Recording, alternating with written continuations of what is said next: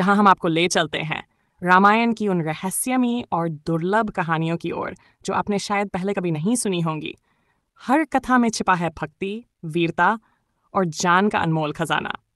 तो आइए एक बार फिर डूबते हैं प्रभु श्री राम की दिव्य लीला में और जानते हैं आज की ये अद्भुत कथा रामायण के पन्नों से हमारी वाणी में। रामायण शब्द दो भागों से मिलकर बना है। राम भगवान श्री राम का नाम, अयन का अर्थ होता है गमन, पथ, यात्रा या जीवनचर्या। इस प्रकार रामायण का अर्थ है श्री राम की यात्रा या उनके जीवन की कथा। ये केवल एक महाकाव्य नहीं बल्कि मर्यादा पुरुषोत्तम श्री राम के जीवन, उनके आदर्शों, संघर्षों, त्याग, प्रेम और धर्म की यात्रा का विस्तार है। संक्षेप में कहा जाए तो रामायण वह ग्रंथ है जिसमें श्री राम के जीवन की गाथा जन्म से लेकर विष्णुलोक गमन तक विस्तार से वर्णित है। वाल्मीकि की प्रेरणा और रामायण की उत्पत्ति। बहुत समय पहले की बात है जब भारत के घने जंगलों में एक भयानक डाकू का नाम हर किसी की जुबान पर था, रत्नाकर। वह जंगल में राहगीरों को लूटता, मारता और उनका धन छीनकर अपने परिवार का पालन पोषण करता। उसके मन में कभी यह विचार नहीं आया कि वह पाप कर रहा है। उसके लिए यह सब मात्र एक साधन था, जीवन जीने का तरीका। लेकिन नियति ने कुछ और ही ठान रखा था। एक दिन महान संत नारद मुनि उस जंगल से गुजर रहे थे। उनके हाथ में वीणा थी और मुख पर राम नाम का मधुर गान। जब रत्नाकर ने उन्हें रोकने की कोशिश की, नारद मुनि हंसते हुए बोले, क्या तुम ये जानते हो कि जिनके लिए तुम ये पाप कर रहे हो, क्या वे तुम्हारे पापों में भागीदार हैं? रत्नाकर को यह प्रश्न अटपटा लगा। फिर भी उसने कहा, मैं अपने परिवार के लिए यह करता हूँ, वे जरूर साथ देंगे। नारद बोले, तो जाओ और पूछ कर आओ। रत्नाकर घर गया और अपने माता पिता, पत्नी और बच्चों से पूछा, क्या तुम मेरे किए गए पापों में मेरा साथ दोगे? सभी ने एक ही उत्तर दिया, हम तुम्हारे साथ खाएंगे लेकिन पापों में नहीं। उस क्षण जैसे बिजली गिर गई रत्नाकर के जीवन पर। उसका आत्मा कांप उठी। वह दौड़ता हुआ नारद मुनि के पास लौटा और फूट फूट कर रो पड़ा, मुझे बचा लीजिए मुनिवर, मैं अब पाप नहीं करना चाहता। नारद मुनि ने कहा, यदि तू सच में बदलना चाहता है तो भगवान श्री राम का नाम जप।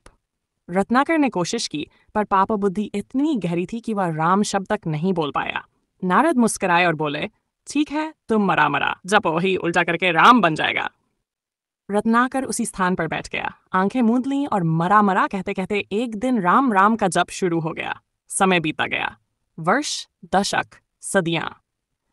वह ध्यान में इतना लीन था कि उसके शरीर पर दीमकों ने वाल्मीकि दीमक का टीला बना दिया। अब वह डाकू रत्नाकर नहीं बल्कि महर्षि वाल्मीकि बन चुके थे, एक ऐसे ऋषि जिनके तप ने उन्हें त्रिकालदर्शी बना दिया। करुणा से उत्पन्न श्लोक एक दिन अपने शिष्य भरद्वाज के साथ वाल्मीकि तमसा नदी के तट पर टहल रहे थे। वातावरण शांत था, पक्षियों का कलरव गूंज रहा था। तभी उन्होंने देखा एक क्रॉंच पक्षी युगल प्रेम में मगन होकर आकाश में उड़ रहा था। इस दिव्य प्रेम दृश्य को देखकर वाल्मीकि के मन में सौंदर्य और करुणा का संचार हुआ। लेकिन तभी एक शिकारी ने बाण चलाया और नर पक्षी को मार डाला। वह पक्षी आकाश से गिरा और मादा पक्षी विलाप करने लगी। उसका रोदन सीधे वाल्मीकि के हृदय को भेद गया। दुख और करुणा में डूबे महर्षि के मुख से स्वतः ही एक पद फूट पड़ा, मनुष्याद प्रतिष्ठा त्वम गम शाश्वती समा यत् क्रौंच मिथुनाकम वधि काम मोहितम। अर्थ, हे शिकारी, तू कभी भी प्रतिष्ठा को प्राप्त न हो क्योंकि तूने काम मोहित उस क्रौंच युगल में से एक को मारा है। यह था इतिहास का पहला श्लोक जो दुख से, करुणा से, शोक से जन्मा श्लोक था। ब्रह्मा जी का आगमन और रामायण की आज्ञा, उस क्षण साक्षात ब्रह्मा जी प्रकट हुए। उन्होंने वाल्मीकि से कहा, हे वाल्मीकि, तुमने जो श्लोक कहा है वह कविता का आधार बनेगा। अब तुम भगवान श्री राम की कथा इसी छंद में कहो। यह कथा था युग के सत्य की, धर्म की, प्रेम की और आदर्श की होगी। वाल्मीकि बोले, भगवान, मैं कैसे राम के जीवन को कह पाऊं? मैं तो स्वयं वहां नहीं था। ब्रह्मा जी ने कहा, मैं तुम्हें त्रिकालदर्शिता का वरदान देता हूँ। तुम भूत, भविष्य और वर्तमान सब जान सकोगे। राम की लीला तुम्हारे सामने चलचित्र की भांति प्रकट होगी। इसके बाद वाल्मीकि ने ध्यानस्थ होकर भगवान श्री राम की संपूर्ण लीला का दर्शन किया। अयोध्या का राजमहल, राजा दशरथ, सीता स्वयंवर, वनवास, रावण वध, भरत का प्रेम और अंत में श्री राम का राज्याभिषेक। वाल्मीकि ने इस कथा को श्लोकों में लिखा, जिसमें 7 कांड हैं: बालकांड, अयोध्याकांड, अरण्यकांड, किष्किंधाकांड, सुंदरकांड, लंकाकांड और उत्तरकांड। लव और कुश द्वारा रामायण का गान। रामायण की रचना के पश्चात वाल्मीकि के आश्रम में माता सीता निवास कर रही थीं।